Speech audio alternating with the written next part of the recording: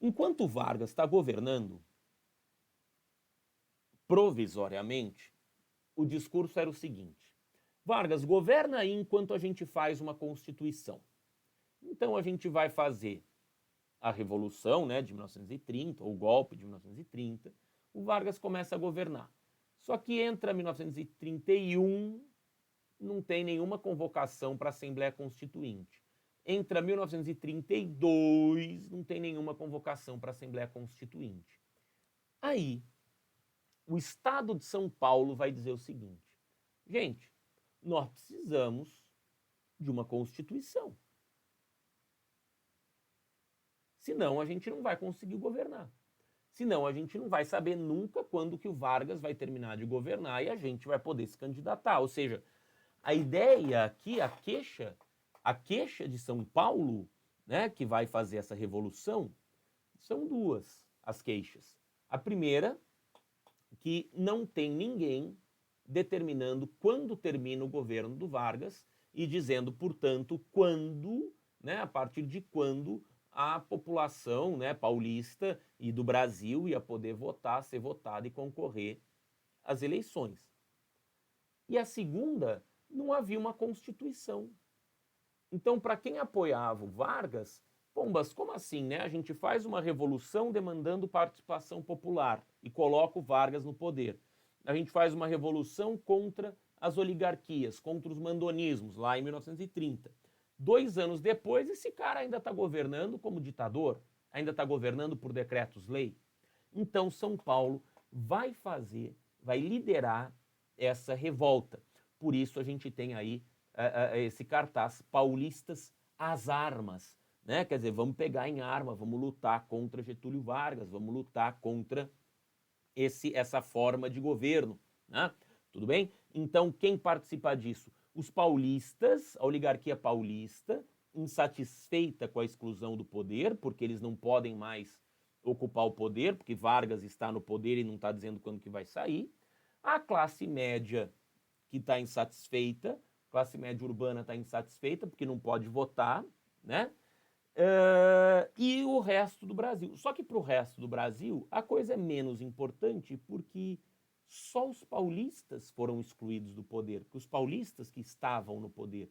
Foi contra os paulistas que veio a Revolução de 1930, ou o golpe de 1930. Então, para os paulistas a coisa era pior. Por isso que os paulistas que vão liderar essa revolta. Essa revolta com armas e tal acontece depois que 4 estudantes são mortos a tiros num confronto contra a polícia. Na verdade, alguns são estudantes, outros são trabalhadores, são artesãos. O Martins, o Miragaia, o Drauzio e o Camargo. Por isso que é o símbolo MMDC, né? MMDC.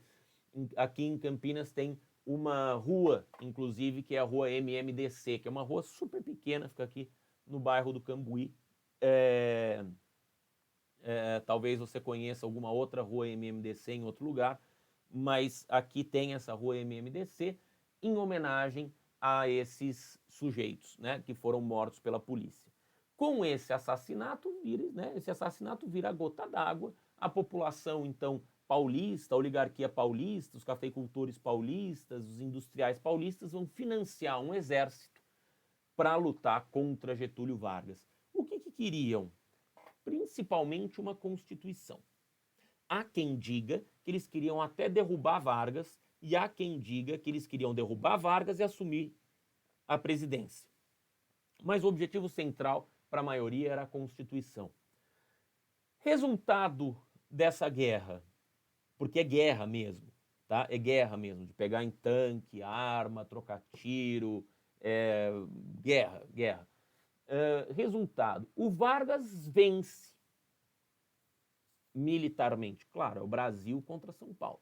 Mas, por outro lado, o Vargas convoca eleições para uma Assembleia Nacional Constituinte.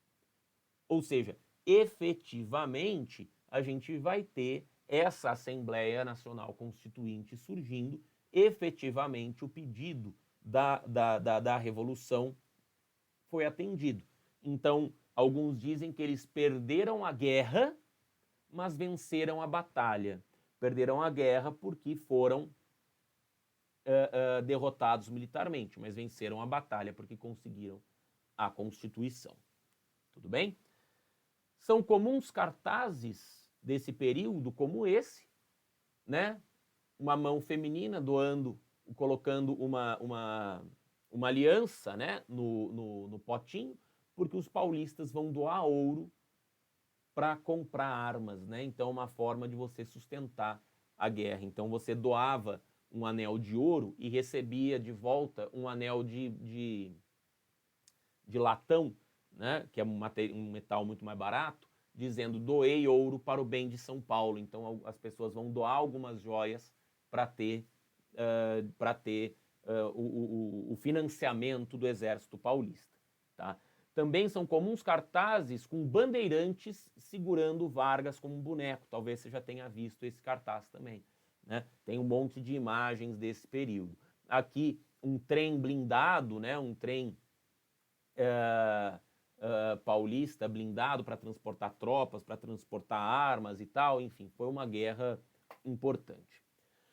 Bom, só que depois da Revolução Constitucionalista, o que vai acontecer? O Getúlio Vargas vai ter que convocar a Assembleia Constituinte, que vai trabalhar. Tudo bem?